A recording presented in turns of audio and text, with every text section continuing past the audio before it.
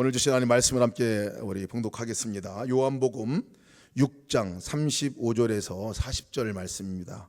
요한복음 6장 35절에서 40절 말씀, 저 여러분들이 교독해서 함께 읽도록 하겠습니다. 제가 한 절 읽고 여러분 한 절 읽고 마지막 절에 같이 읽겠습니다. 예수께서 이르시되 나는 생명의 떡이니 내게 오는 자는 결코 줄이지 아니할 터요 나를 믿는 자는 영원히 목마르지 아니하리라.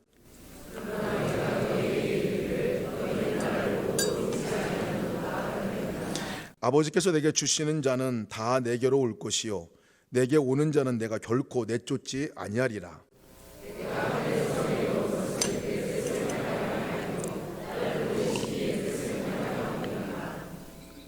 나를 보내신 이의 뜻은 내게 주신 자 중에 내가 하나도 잃어버리지 아니하고 마지막 날에 다시 살리는 이것이니라. 내 아버지의 뜻은 아들을 보고 믿는 자마다 영생을 얻는 이것이니 마지막 날에 내가 이를 다시 살리리라 하시니라. 아멘. 아멘. 저희 교회에서 아마 제일 많이 듣는 말씀이 24시간 예수님 바라봅시다, 주님과 행복한 동행합시다. 아마 이 말이 아닐까 싶습니다. 아마 귀가 따갑게 들었을 것 같습니다. 그렇게 말씀을 할 때마다 또 이렇게 질문하는 분들이 계세요. 그 동행하고 바라보아야 할 주님은 누구십니까? 라고 이렇게 물어보십니다. 그 주님은 도대체 누구십니까? 내가 따라야 할 주님은 누구십니까? 여러분들이 믿는 예수님은 누구신가요? 너무 중요한 이 질문입니다. 정말 내가 믿는 예수님은 누구신가? 내가 정말 함께 바라보고 늘 평생을 동행하며 살아갈 그 예수님은 누구신가? 따라가는 건 알겠는데 그 주님은 잘 모르겠어요. 이런 분들이 참 많습니다. 제가 이 시간 정말 이 질문에 함께 답을 해야 될 것 같습니다. 아마 저희가 늘 이 예수님에 대해서는 고백을 하고 살아요. 주님은 이런 분이십니다 라고 매 예배 때마다 고백을 합니다. 그 고백이 사도신경이에요. 예수님이 누구십니까? 누구십니다라는 고백을 하는 게 사도신경이에요. 하나님의 외아들 우리 주 예수 그리스도를 믿습니다. 하나님의 외아들인 것을 우리가 고백합니다. 본디오 빌라도 성령으로 잉태되셨다. 동정녀 마리에게 나셨다. 하나님이시면서 사람인 것에 대해서 또 고백을 합니다. 본디오 빌라도에게 고난을 받고 십자가에 못 박혀 죽으신 분이시다. 나의 죄값을 치르신 그분인 것을 고백합니다. 장사된 지 사흘 만에 죽은 자 가운데 다시 살아나신 부활하신 주님이다. 이것도 고백합니다. 하늘에 오르셔서 하나님 우편에 앉아 계시고 그리고 우리 가운데 임재하시고 다시 오셔서 우리를 심판하실 그분, 이 예수님으로 사도신경에 우리가 고백을 하는데요, 이건 저희들의 고백입니다. 늘 예배 때마다 고백하는 고백입니다. 근데 정말 중요한 것은요, 우리의 고백도 중요하지만 예수님께서는 예수님을 누구라 하셨나 하는 거예요. 예수님께서는 예수님을 누구라 소개했느냐, 이것은 너무나 중요한 말씀입니다. 요한복음 말씀 보면 예수님이 직접 7번에 걸쳐서 나는 누구이다 라고 명확하게 설명한 내용이 있습니다. 7번 그렇게 소개를 했습니다. 나는 누구이다. 근데 이 나는 누구이다라고 소개하는 이 소개 내용이 사실은 구약에서 보면요, 비슷한 문구가 나옵니다. 비슷하게 소개한 내용이 나와요. 그것은 하나님이 하나님을 소개할 때, 모세에게 소개할 때 당신 누구십니까? 내가 저 애굽 사람들이 가가지고 이스라엘 백성들이 가가지고 내가 만난 하나님 누구라고 얘기를 해야 됩니까? 라고 물어볼 때 하나님께서 하셨던 말씀이 있습니다. 출애굽기 3장 14절 말씀이에요. 그 말씀에 이렇게 말씀하고 하나님 모세에게 이르시되 나는 스스로 있는 자다, 이렇게 얘기했어요. 스스로 있는 자다. 너는 이스라엘 자손에게 이같이 이르기를 스스로 있는 자가 나를 너에게 보냈다 하라 라고 이렇게 얘기합니다. 하나님이 스스로 있는 자다, I am who I am 라고 표현했어요. 나는 스스로 있는 사람, 나는 누구다라고 하나님 직접 표현한 말씀과 이 문구와 예수님이 나는 누구다라는 말하고 동일한 의미입니다. 사실 그래서 요한복음에서 7번 걸쳐서 하나님이 예수님이 스스로를 소개하는 내용은 사실은 그 배경은 나는 하나님이다, 하나님의 아들이다라는 것을 얘기해 주고 있는 거예요. 하나님이 누굽니까? 우리가 믿는 예수님은 누구십니까? 하나님의 아들이시죠. 하나님의 아들이시죠. 그러면서 그 하나님의 아들이신 예수님께서 어떤 속성을 갖고 계신지, 어떤 모습을 하고 계신지에 대해서 분명하게 말씀하고 있는 것이 7번에 걸쳐서 얘기를 하고 있는 내용입니다. 한번 살펴볼까요, 여러분? 혹시 기억하는 분 계신가요? 첫 번째 뭐예요? 다 같이 읽어볼까요? 시작. 나는 생명의 떡이다. 이렇게 예수님이 본인을 소개하셨어요. 마태복음, 요한복음 6장에 소개를 했어요. 두 번째는 나는 세상의 빛이다. 귀하기만 크게 한번 읽어볼까요? 세 번째는 나는 양의 문이다. 네 번째는 나는 선한 목자다. 다섯 번째 나는 부활이요 생명이다. 여섯 번째, 일곱 번째, 네, 이 7가지가 너무나 우리가 익숙하게 들었던 말씀이기도 합니다. 이것은 예수님이 직접 예수님이 누구신지를 설명하고 있는 내용이에요. 7주 동안 하진 않겠습니다. 3주 동안 이 말씀을 함께 나누려고 합니다. 3주 동안 정말 예수님이 누구신가, 예수님이 누구신지를 알아야 내가 어떻게 그 예수님과 함께 살아가는가, 어떻게 반응해야 하는가가 결정되지 않겠습니까? 근데 이 7번에 걸쳐서 예수님이 누구신가라고 소개한 내용 가운데서요, 사실은 7가지 다 해당되는 말씀이긴 한데 3번에 걸쳐서 분명하게 똑같은 말씀을 하셨어요. 3번에 걸쳐서 표현이 다를 뿐이지만 똑같이 말씀하셨는데 뭐라고 말씀하시냐면, 첫 번째, 나는 생명의 떡이다 라고 말씀하고 있어요. 나는 부활이요 생명이다 라고 말씀하세요. 아시는 분은 한번 뒤에 같이 해주셔도 좋겠습니다. 나는 길이요 진리요 생명이다. 예. 7번의 가운데서 3번에 걸쳐서 첫 번째 여부영 이후의 기적을 일으키고 나서 하나님께 진정한 생명의 떡이 누군지를 가르쳐 주시면서 내가 생명의 떡이다, 살리는 떡이다 라고 말씀하시고요, 나사를 살려주고 나와서 나사라야 나오라 라고 말씀하고 나서 나는 부활이요 생명이니 무릇 나를 믿는 자는 산다는 거죠. 그렇죠? 살아서 믿는 자 죽어도 영생하리라는 말씀을 분명하게 해주고 있잖아요. 다시 살리는 생명이다 라고 말씀을 하고 있습니다. 천국 가는 길이 어떤 것입니까? 하늘 가는 그 길을 가르쳐 주십시오. 도마가 물어볼 때 예수님께서 나는 길이요 진리요 생명이다. 생명. 가는 유일한 생명의 길이 예수님이라는 것을 얘기를 해주고 있어요. 유일한 길이라는 거예요. 다른 것도 마찬가지입니다. 사실은 나는 세상의 빛이다 라고 말씀하는 것도요, 어둠 가운데 있는 빛은 생명을 주는 거죠. 양의 문은요, 오직 통과할 생명을 얻을 수 있는 길은 예수 그리스도 외에는 없다는 것을 말씀해 주고 있고요. 선한 목자다, 양들을 위해서 목숨을 내놓는 그분, 선한 목자에 대해서 예수님은 스스로를 얘기하고 있어요. 참 포도나무다, 떨어지지 않고 붙어있지 않으면 죽는 거예요. 죽는 거, 생명을 얘기해 주고 있어요. 그러니까 예수님이 스스로를 소개하는 내용들을 보면 한마디 요약하라 그러면 나는 생명이다, 생명이다라는 거예요. 요한복음을 기록한 목적도 분명하게 요한 사도가 얘기해 주고 있는데요, 오직 이것을 기록함은 너희로 예수님께서 하나님의 아들 예수님께서 하나님의 아들 그리스도이심을 믿게 하려 함이고, 또 너희로 믿고 그 이름을 힘입어 생명을 얻게 하려 함이니라 라고 말씀하고 있어요. 예수님을 소개하는 이유는, 이렇게 소개하고 기적도 소개하고 예수님의 이야기를 하는 이유는 바로 예수님이 생명이기 때문에, 예수님을 믿어야 생명을 얻기 때문에 이것을 기록한다라고 얘기하고 있는 거예요. 그러니까 여러분, 예수님이 누구십니까? 생명이세요. 그럼 예수님이 이 땅에 무엇하러 오신 건가요? 살리러 오신 거죠. 예수님이 나를 찾아오신 이유가 뭡니까? 살리시려고 온 거예요. 오늘 우리가 예수님을 바라보아야 할 이유가 뭡니까? 살기 위해서요. 살기 위해서. 왜? 그분은 생명이기 때문에 그렇습니다. 유일한 단 한 분이에요. 유일한 단 한 분, 살릴 수 있는 유일한 단 한 분은 예수 그리스도 외에는 없다는 거예요. 그냥 예쁘다, 여기 있다 하고 준 생명이 아니에요. 아예 생명이 되어 오셔서 그 생명을 그냥 주신 거예요. 생명을 주신 거예요. 이 놀라운 일 아닙니까? 제가 이 말씀을 묵상할 때 여기까지 막 흥분이 되고 막 너무 감사하더라고요. 아, 생명으로 주님께 오셨구나, 내 생명. 그런데 이 생명이 도대체 나한테 어떻게 왔느냐 하는 거예요. 생명이 어떻게 나에게 이르렀는가 생각해 보니까요, 그 과정을 한번 생각해 보니까 그렇게 이게 쉬운 일이 아닌 것을 알게 됩니다. 쉽게 그냥 야, 너 생명 여기 있으니까 너 가져, 이게 아니라는 거예요.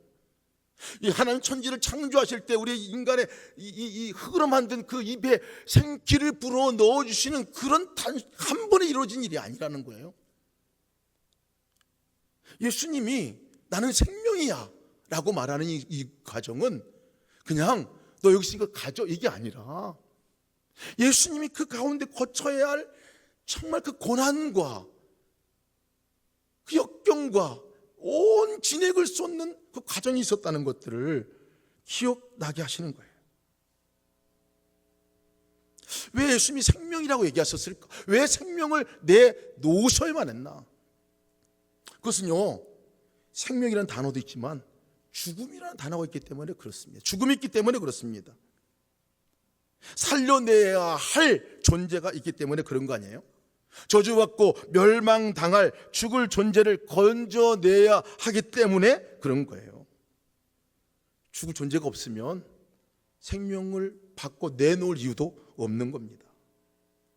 생명을 내놓으실 이유도 없는 거예요. 예수님이 왜 십자가에 죽으셔야만 했나? 하나님의 아들이신데 그냥 건져내시면 되지, 그냥 용서해 주시면 되지, 너 됐다, 내가 뒤에 용서해 줄게, 이렇게 끝, 이렇게 하면 되는데 왜 굳이 생명을 내놓으셔야 하느냐 말이에요. 이 문제는요, 우리 철저한 우리의 본질적인 문제입니다. 죄의 문제와 연관시켜 생각하지 않을 수 없습니다. 죽음이라는 것은요, 죄의 싹은 사망이다. 하나님의 은사는 그래서 예수 안에 있는 하나님의 영생이라고 말씀하고 있어요. 로마서 6장 24절 분명히 말씀하고 있는 죄의 싹은 사망이다. 근데 반면에 히브리서 우리 9장 22절에는요 피 흘림이 없은즉 사함이 없다라고 얘기합니다. 그렇죠. 죄는 반드시 죽어야 하는 거예요. 값을 지불해야 되는 거예요. 죄의 값은 사망입니다. 근데 그 사망은 생명과 바꿔야 하기 때문에 그렇습니다. 생명과 바꿔야 하기 때문에 그렇습니다. 여러분, 이 과정을, 이것에 대한 과정을 잘 설명해 놓은 것이 사실 구약에 있는 이 제물을 드리면서 용서받는 과정입니다. 제물을 드리면서 용서를 받았어요. 번제를 드릴 때 그 과정, 저는 그 과정을 볼 때 너무 쉽게 사실 생각을 했던 것 같아요. 이게 말씀 보면 그렇지, 동물에게 죄를 전가시켜서 그 동물 나 대신 죽게 하는 거 그냥 그렇게 하는 거겠지. 들을 땐 그렇게 감동이 없어요. 근데 하나하나 보니까요, 이 과정이 그렇게 녹록한 과정이 아니더라고요. 정말 한 생명을 죄값을 치러서 그 생명이 죽어가게 하는 과정이 녹록한 과정이 아니라는 거예요. 레위기 1장 1절에서 9절 말씀까지 자세하게 나와 있는데요, 정말 아주 처절한 과정입니다. 처음 선택하는 것부터, 처음 시작부터 녹록한 과정이 아니에요. 한 7단계로 나눠서 볼 수 있는데요, 첫 번째 과정이 뭐냐면 이 흠없는 제물을 가져오라라고 얘기합니다. 흠없는 제물을 가져와야 되는 거예요. 흠없는 제물, 소나 양을 가져올 때 흠없는 제물을 가져오는데 어디까지 가져와야 하냐면 예루살렘 성막, 해막이 있는 곳에서 잡아드릴지니라 했으니까요, 해막까지 가져와야 되는 거예요. 저 시골에 사는 사람들은요, 부엘세바나 단이나 저 요르단 건너편 사는 사람들 같은 경우는 몇 날 며칠 동안 와야 되는 거리걸요. 흠없는 그 양을 집에서 흠이 없다 하더라도요, 가져오는 과정 중에서 병나고 설사나고 뭐 거기서 창천하고 많은 병들을 입어서 그 막상 와보면 드리기가 참 어려운 흠 있는 제물이 되면 다시 가서 또 다른 거 데리고 와야 되는 거예요. 쉽지 않은 과정이더라고. 쉽지 않은 과정, 데려오는 것까지 쉽지 않은 과정입니다. 아마 정말 완전한 흠 없는 제물을 가지고 오기까지는 몇 개월 걸 수도 있을지 모르겠어요. 두 번째 단계는요, 가져온 제물, 흠이 없는 제물을 가져왔을 때 뭐 하냐면 그 제물에게 안수를 합니다. 안수를 해요. 내가 가지고 있는 죄, 사실은 내가 죽어야 하는 거거든요. 죄값을 내가 지불하고 내가 생명으로 그 값을 지불해야 하는 것인데, 이것을 흠없는 그 제물에게 이양을 합니다. 이양을 해요. 내 죄가 여기에 이양을 하는 거예요. 사실은 믿음으로 선포하는 거죠. 이양을 하고 이것을 전가시킨다고 말하죠. 그러면 이제 이 내 죄가 이쪽으로 옮겨가는 거예요. 그리고 그 생명을 죽이는 과정을 이제 밟게 됩니다. 그 과정이 세 번째 단계예요. 제물을 잡는 단계예요. 그런 다음에 제물을 가져온 사람은 거기 주 앞에서 그 수송아지를 잡아야 하고 이렇게 얘기해요. 잡는 거예요, 거기서. 근데 저는 이 잡는 것이 누가 잡느냐 주목해 보니까요, 제사장이 잡는 게 아니더라고요. 제사장이 대신 잡아주는 줄 알았는데 제사장이 잡는 게 아니라 잡는 주체가 누구예요? 제물 가져온 사람이 잡는 거예요. 제물 가져온 제가 제물을 가져왔으면 양을 가져왔으면 양을 잡아야 되고요, 소를 가져왔으면 소를 잡는 거예요. 그 말은 칼을 들고 그 제물을 죽여야 하는 거예요. 근데 여러분, 생물이 쉽게 안 죽습니다. 쉽게 죽지 않아요. 전문 도살꾼들도요, 쉽게 처리하지 못합니다. 몇 차례 실수하고 그것 때문에 막 도망가기도 하고 난리를 벌이는 것도 많이 경험하게 된다고. 심장을 찔리면, 급소를 찔리면 빨리 죽는다. 이 미간 사이에 거기를 탁 치면, 여기를 이제 정수를 찌르면 쉽게 죽고, 동맥을 끊으면 쉽게 죽는다. 이 세 가지 방법이 이 동물을 잡는 방법 가운데 하나인데, 이 세 가지 하나가 절대 쉬운 과정이 아니라는 거예요. 심장을 찔러 죽인다 하는 것이 칼로 찔러 들어가지 않는다는 거예요. 그렇기 때문에 쇠꼬챙이 같은 거로 하는데, 이것이 뭐 5cm, 7cm 정도 되는 쇠꼬챙이로다가 찔러야 된다는 거예요. 심장을 한 번 찔면 그래 죽지 않는데요, 7번, 8번을 막 찔러야 그럴 가운데서 이 동물이 발악하고 하는 그런 과정들을 지켜보는 거예요. 피가 튀기는 과정을 지켜봐야 하는 거예요. 만약에 이 미간을 이제 쳐서 죽여야 한다면요, 저는 생각해 보세요. 칼을 들고 미간을 딱 정확하게 이 동전 크기만한 그곳에 찔러서 이걸 죽여야 되는데, 이게 전문가가 아니면요 쉽지 않다는, 힘을 줘서 확 찔러야 되는데, 힘을 줘 찌를 때 대부분 이것을 실제 요즘에도 경험하는 이 훈련 과정들이 있는데요, 그렇게 하는 분들 얘기 들어보면 이게 안 찍힌다는 거예요. 이게 눈을 찔리게 되면 눈이 터져 나오고, 자꾸 이렇게 하면 다시 한번 또 찌르려면 본능적으로 피한다는 거예요. 그러면 또 왼쪽 반대편 이쪽 또 눈을 찌르고 피가 튀고 막 이런 과정들에서 막 안 죽는다는 거 아니에요. 동맥은 또 어떻습니까? 동맥 끊는 것도 마찬가지라는 거예요. 동맥 한번 탁 끊으면 탁 하고 죽는 게 아니더라고요. 저도 이슬람 사회 인도네시아에서 이 잡는 것을 봤거든요. 1년에 한 번씩 거기도 그런 예식을 치릅니다. 잡는 거 보면 난리가 나요. 막 발버둥 치고 피가 튀고 나는 것들을 보게 되는데, 이걸 누가 하냐면 잡는 사람이. 그러니까 제물을 드리는 사람이 하는 거예요. 제가 하는 겁니다. 여러분, 구약에 안 태어난 것을 감사하게 생각하시기 바랍니다. 한 생명을 이렇게 잡아서 한 생명을 드린다는 것은 이거 정말 쉬운 일이 아니라는, 그 과정을 통해서 아주 이 제물을 드리는 사람이 넌도리를 친다는 거예요. 다시 죄 짓지 말아야지. 제사장이 이 피를 갖다 뿌리고, 그 다음 단계는요, 제사장이 뿌리고 나서 그 다음에 또 제물을 드리는 내가 해야 할 일이 있습니다. 뭐냐면 각을 띄우는 거예요. 각을 뜨는 거예요. 각을 뜨는 가죽을 먼저 가죽을 벗기는 거예요. 가죽을 벗기는 거, 제가 옛날에 아버님이 토끼 가죽 벗기는 거 봤거든요. 엄청나게 힘들어 하시더라고요.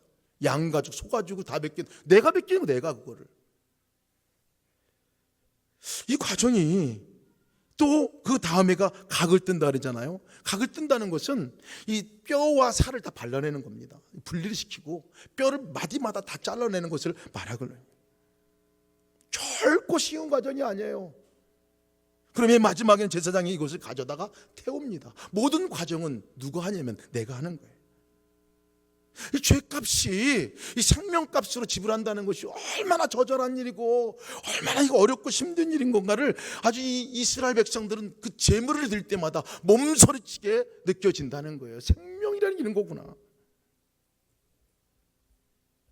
하나님의 죄에 대한 태도를 말해주기도 합니다.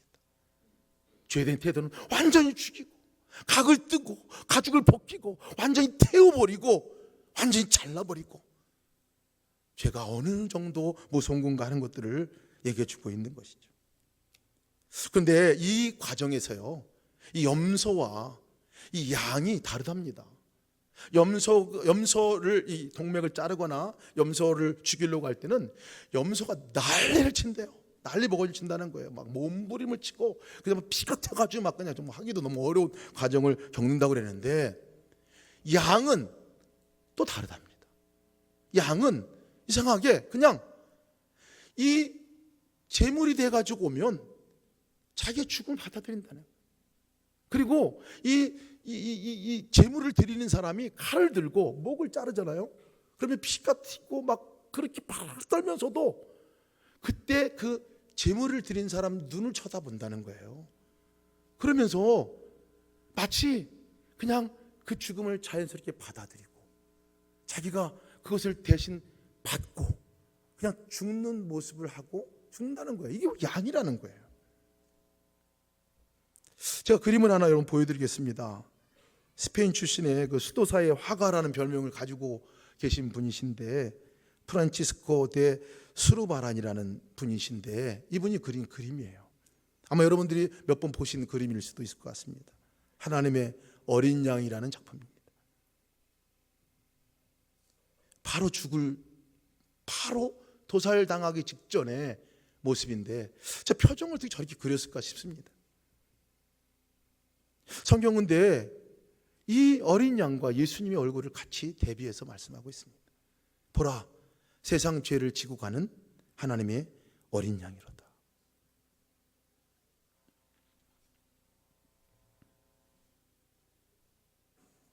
사실 예수님이 나는 생명이다 라고 말씀하시는 것은 얘다 너 생명 가져라 이것이 아니라, 당신의 생명을 다 찢고 우리가 십자가의 형벌의 과정을 굳이 설명하지 않아도 예수님이 그 지불한 대가를 저희가 압니다. 오직 흠없고 점없는 어린 양과 같은 그리스도의 보배로운 피로 된 것이니라. 우리의 존재가 그렇게 해서 생명을 얻은 존재가 되었다는 것이죠. 예수님이 죽으셨다는 것은 무엇을 의미하냐?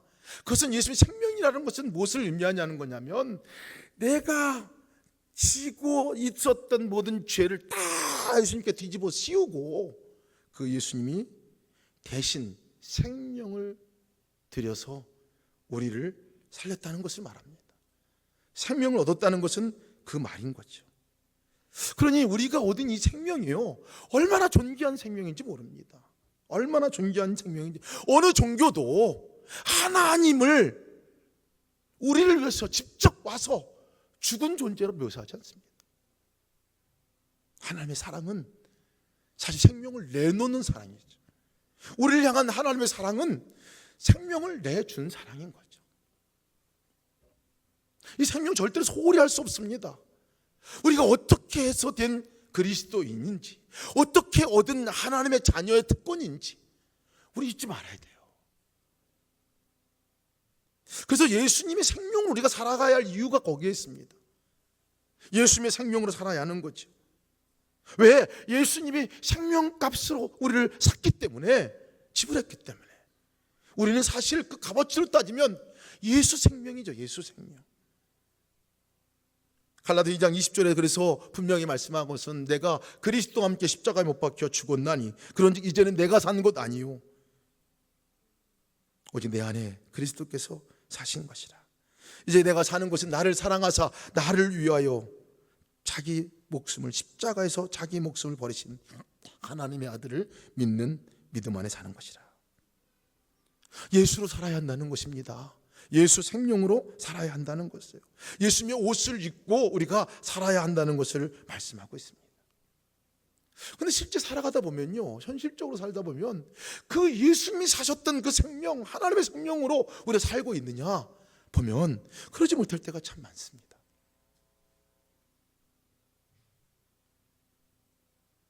오히려 세상 사람들이 더 생명 있는 것 같이 느껴질 때가 있어요. 우울하게, 생기 없이, 마치 소망을 잃어버린 사람 같이 살아갈 때가 있어요. 생명을 얻은 저인데, 그 생명과 맞바꿔서 그 사랑을 얻은 저인데요, 그렇게 살고 있습니다. 그렇게 살 때가 많아요.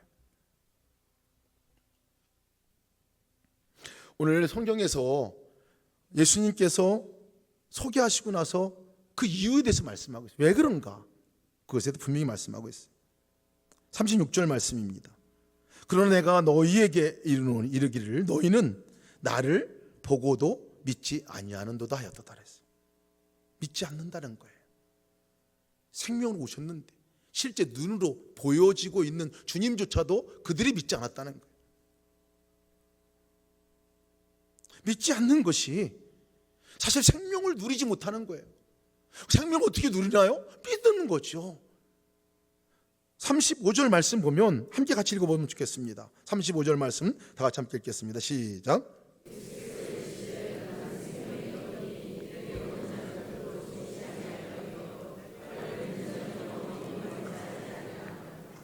생명의 떡이라 소개하시면서 뭐라고 표현하냐면 내게 오는 자는 결코 줄이지 않는다 그랬어요.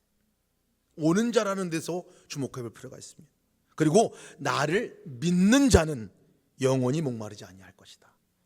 내게 오는 거, 나를 믿는 거 사실 같은 말입니다. 예수님께 오라고 그랬어요. 예수님을 믿는 것이라고 말씀하고 있어요. 여기서 말하는 믿음은요, 오는 것은 그냥 머리와 지식으로 그렇겠지 그렇게 갑니다 이게 아니라 직접 내가 자리를 펴고 일어나서 주 앞에 가는 걸 말합니다. 의지적으로 우리가 주 앞에 가는 것을 말합니다. 믿는다는 것은 지식적인 동의를 말하는 게 아니라 정말 그분과 관계를 맺는 순간, 이 순간을 말하는 거예요. 언제 이 생명의 떡 되신 예수님으로부터 생명을 얻고 누리고 풍성한 삶을 우리가 누릴 수 있느냐는 것은요, 주님과 접속되는 순간, 주님과 만나는 순간, 주님을 내가 경험하는 순간 그것을 누리게 된다는 거예요. 이게 생명을 얻고 살아가는 방법입니다. 예수 생명으로 살아가는 삶의 방법입니다. 제가 예수 동행 운동을 함께 참여하고 섬기면서 이 많은 간증들 가운데 대부분 간증은 나 살아났어요의 간증입니다. 나 살아났어요의 간증이에요. 근데 너무 심플해. 어쩌면 똑같죠? 다 같이 고백하는 고백들이. 지난주에 대만에서 예수동행 일기를 쓰면서 함께 예수동행 훈련을 받고 함께 하는 이 공동체가 이제 같이 모였는데요.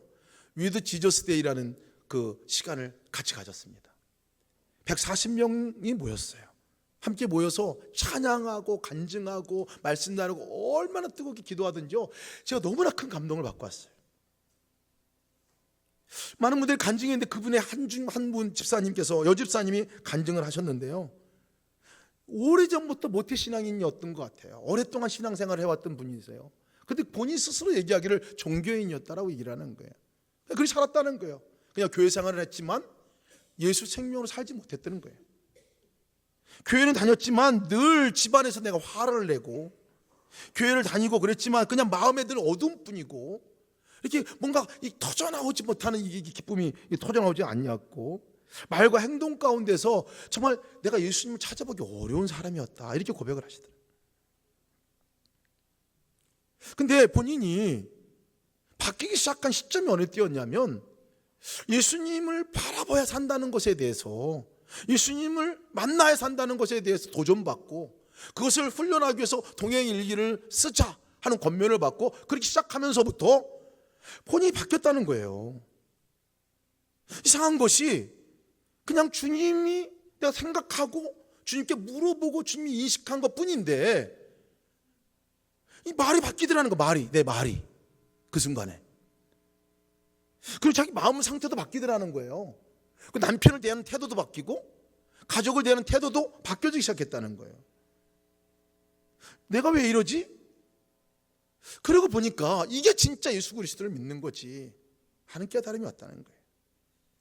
그분이 이렇게 고백을 합니다. 남편이 이렇게 얘기를 했대요.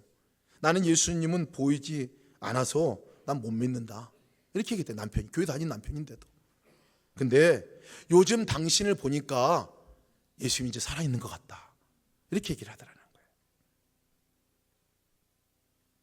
여러분, 삶 가운데서 예수 생명으로 살아간다는 것은요 보여야 되는 거죠. 예수님이 나를 통해서 다른 사람이 예수님이 보여요. 예수님이 보여요. 이러면 되는 거예요. 그죠? 잘 살고 있는 겁니다. 잘 믿고 있는 거예요. 어느 순간에 그러냐는 거예요.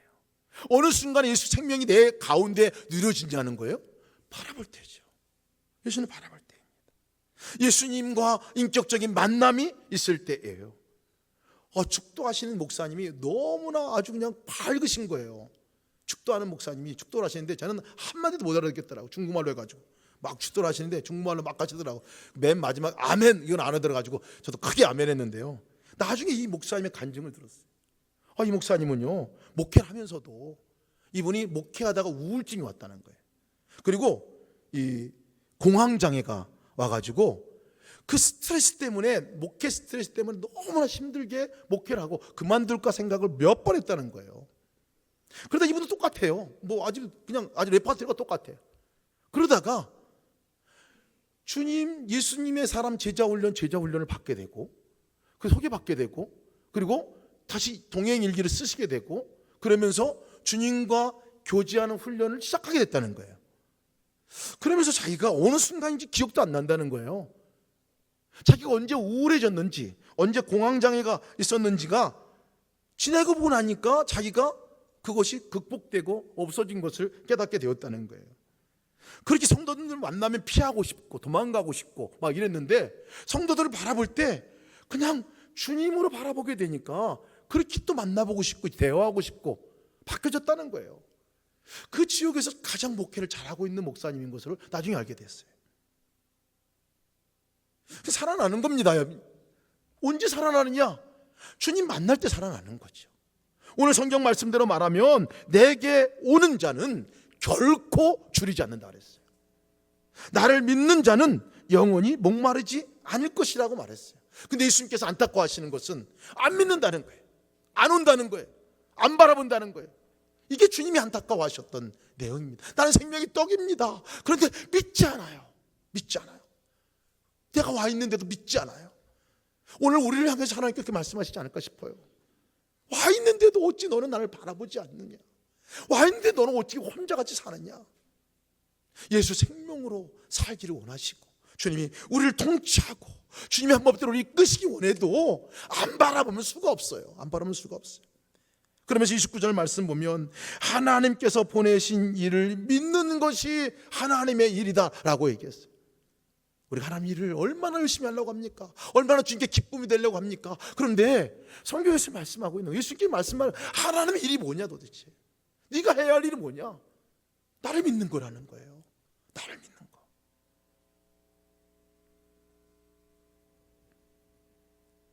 그 믿음에 대해서 이렇게 얘기하면서 어떻게 그걸 믿는 건가요?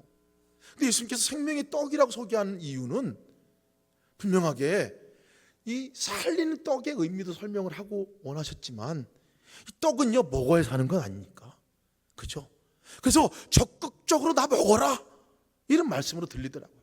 주님이 너 나 먹어라, 나 먹어, 내 생명 취해라 이렇게 얘기하시는 것 같아요.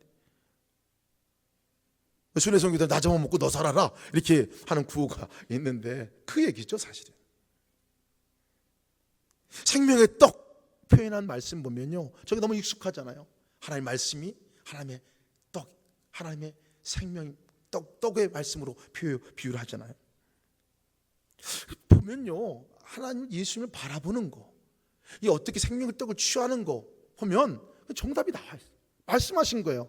그냥 말씀으로, 우리가 말씀을 기억하고 말씀으로 임하신 그분, 말씀을 읽을 때 보이지 않던 예수님이 보이게 되고요, 말씀을 읽을 때 보이지 않던 주님의 음성이, 들리지 않던 주님의 음성이 들려지게 되잖아요. 이 말씀의 능력인 거예요. 그러니 내가 어떻게 주님 바라고 잘 안 돼요. 말씀 읽으시라는 거예요. 생명의 떡을 먹으라는 거예요. 생명의 떡을 먹으라. 접촉되어질 때에, 내가 입에 들어올 때에 비로소 내가 살아나는 거지, 아무리 좋은 거여도 여기 앞에 있으면 아무 소용이 없다는 거예요. 성경책 아무리 끼안고 자도, 머리 베고 자도 아무런 영향력이 없어요. 펴서 읽어봐야죠. 펴서 읽어봐야죠. 펴서 주의 말씀을 읽고, 아 주님이시구나 깨닫게 되어지면, 아 주님의 음성이구나 깨닫게 되면 우리 삶이 달라져요. 말이 달라집니다. 그죠? 순종하는 삶이 달라지게 됩니다. 말씀의 훈련이 얼마나 중요한지 몰라요. 오늘 아침에도 큐티 말씀을 묵상하면서 92편 말씀을 오늘 함께 묵상하는 본문이었는데요, 13절의 말씀에 이렇게 말씀하고 있어요. 의인은 여호와께 뿌리를 내리고 하나님의 뜰 안에서 번성할 것이다. 그는 늙어도 여전히 결실하게 될 것이고 진액이 풍족하게 될 것이고 빛이 청청하게 될 것이다. 이 말씀을 묵상하라는데 놀라운 말씀이다 생각이 들어요. 여러분, 늙으면 열매가 줄어들어요. 당연하죠, 그죠? 진액이 줄어들어야 돼요. 푸르름이 감소가 됩니다. 나이가 들어가면요, 여기저기 삭신이 쑤시기도 합니다. 달라져요, 우리 상태가. 근데 이 본문의 말씀 보니까 아니라는 거예요. 아니라는 거예요. 여호와께 뿌리를 내리는 사람은 여호와의 집에 그 뜰에 거하는 사람은 그 다음에 늙어도 열매가 맺혀진다는 거예요. 이렇구나, 이거구나. 우리 삶이 열매를 맺는 삶의 방법 없어요. 생명 되신 주님께 붙어 있는 것밖에 없어요. 그분을 의식하고 그분과 함께 있는 것밖에는 방법이 없어요. 어떻게 우리 진액이 계속 풍부하게 우리 가운데 나올 수 있습니까? 어떻게 푸르름이 우리 가운데 유지할 수 있습니까? 육신의 몸은 그러지 않을 수 있어요.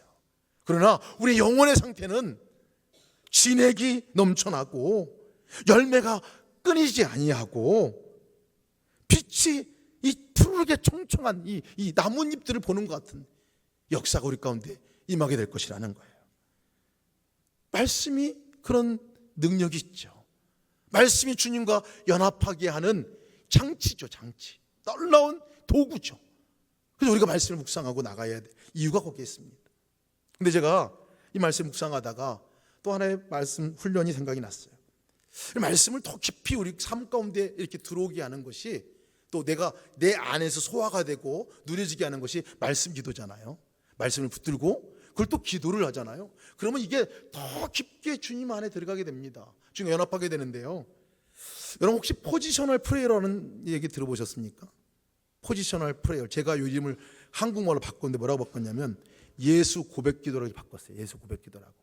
뭐냐면요, 이 말씀 기도는 말씀을 붙들고 기도하는 거잖아요. 근데 특별히 그 중에 예수님에 대해서 말씀하고 있는 말씀을 붙들고 기도하는 기도를 제가 아예 제 이름을 임의로 바꿨어요. 예수 고백 기도라고. 한번 띄워줘 보실까요? 예수 고백 기도. 말씀 기도 가운데 한번 이것을 저희가 같이 한번 해보면 좋겠어요. 여러분, 기도 중에 주님을 한번 늘 묵상하면서 그냥 고백할 때마다 나의 생명의 떡이십니다, 주님. 주님은 세상 나의 빛이십니다. 주님은 나의 양의 문이십니다. 나의 문이십니다. 나의 선한 목자가 되시는 분이십니다. 주님은 부활이요 생명이십니다. 길과 진리가 되신 분이십니다. 참 포도나무 되신 분입니다. 이것을 고백하면서 하나하나를 붙들고 기도를 하게 되면요, 더 깊게 주님과 나의 연합을 경험하게 됩니다. 예를 들면 주님은 나의 생명의 떡이십니다. 주님은 생명이십니다. 나를 살려주시는 분이십니다. 주님, 내 삶의 영역 가운데 이 영역이 주고 있어요. 주님으로 살아나는 역사가 임하게 하여 주시옵소서. 오늘 주님은 나의 생명입니다. 이렇게 고백하는 거예요. 그러면서 주님께 떠올리게 한 그 죽었던 영역이 어디 있는지를 기억하면서 올려드리게 되면요, 그 영역 가운데서 생명의 주님께서 역사하실 것에 대한 믿음이 생기게 되고요, 그 기도 다음에 그렇게 인도되어지고 응답되는 것들을 경험하게 됩니다. 주님이 나의 빛이십니다. 세상의 빛이십니다. 주님 빛이세요. 어두운 내 마음을 비춰주십시오. 어두운 내 가정을 비춰주십시오. 어두운 내 가정과 내 직장과 삶을 비춰주십시오. 그 기도가 시작되면요, 어둠이 막 생각이 나고 어디에서 주님의 빛의 역사가 일어날 것인가에 대한 부분들이 기도로 열리게 되고요, 어느 내 마음의 영역 가운데서, 내 생각의 영역 가운데서, 내 입술의 영역 가운데서 어둠의 영역이 어디 있는지를 생각나게 하시고 그것을 회개하게 하시고 빛 가운데 나오게 하시는 것들을 경험하게 될 것입니다. 양의 문입니다. 주님, 뭔 말이에요? 오직 그 유일한 구원의 문, 양의 문 되신 예수님 외에는 방법이 없습니다. 제가 다른 것 의지하지 않게 하시고 오직 양의 문 되신 주님만을 의지하고 나갑니다. 오늘 다른 것 내가 붙드는 것 다 내려놓습니다. 이 기도를 드리는 거예요. 나는 선한 목자다. 예 주님, 주님 따라가겠습니다. 부활이요 생명이다. 예 주님, 내가 부활 되시고 생명 되신 주님, 하늘에 승천하셨을 뿐만 아니라 부활하셨을 뿐만 아니라 지금 오늘 나의 삶 가운데 오신 그 주님을 찬양합니다. 길이요 진리입니다. 주님이 길이시니 나의 길을 인도해 주십시오. 정확하게 내 길을 이끌어 주십시오. 보여주십시오. 기도할 때 이 주님 이 어떻게 본인 얘기하신 내용들을 붙들고 기도하면요, 기도의 문들이 열리게 됩니다. 참 포도나무, 예 주님, 내가 주님께만 붙어 있어야 살 길인 것을 압니다. 포도나무 안에 가지가 붙어 있듯이 내가 주님께 붙어 열매 맺는 삶을 살게 하옵소서. 이런 기도를 함께 드릴 수 있는 기도, 포지셔널 기도라고 프레이어라고 얘기를 하는데요, 제가 뭐라고 붙였다고요? 예수 고백 기도. 7가지를 생각하면서 생각나는 것만 있으면 주님께 기도할 때 먼저 그 고백을 드렸으면 좋겠어요. 예수님은 생명의 떡이십니다. 세상의 빛이십니다. 하나하나 기도 올려드릴 때요, 더 깊은 기도의 자리에 나갈 줄 믿습니다. 제가 10월 23일 날 생명의 떡 되신 주님께 붙들고 기도한 내용을 동일하게 적었습니다. 제가 이 시간 우리가 함께 기도의 자리에 나가기 전에 이 기도를 함께 읽기를 원하는데요, 여러분들은 뒤에 그렇게 해 주시옵소서 그러면 아멘 이렇게 한번 화답을 해 주시면 좋을 것 같아요. 좀 긴 거는 그냥 가만히 기다리시다가 주시옵소서 그러면 아멘 하고 있으면 됩니다. 생명 되신 주님을 찬양합니다. 생명의 떡이 되시고 부활이요 생명 되시고 길 진리 생명이 되신 주님을 찬양합니다. 주님으로가 아니고서는 구원이 없습니다. 오늘 삶이 생기도 생명도 없습니다. 오직 주님께만 접속되게 하여 주시옵소서. 병든 것들이 생명의 역사로 살아나는 역사를 경험케 하여 주시옵소서. 이 땅에 생명을 잃어버리고 살아가는 곳마다 예수 생명이 되살아나는 역사가 일어나게 하여 주시옵소서. 생명력을 잃어버려가는 이 땅의 성도들이 온전한 주님과의 접속이 일어나 주님으로 살아나는 역사를 경험하게 하여 주시옵소서.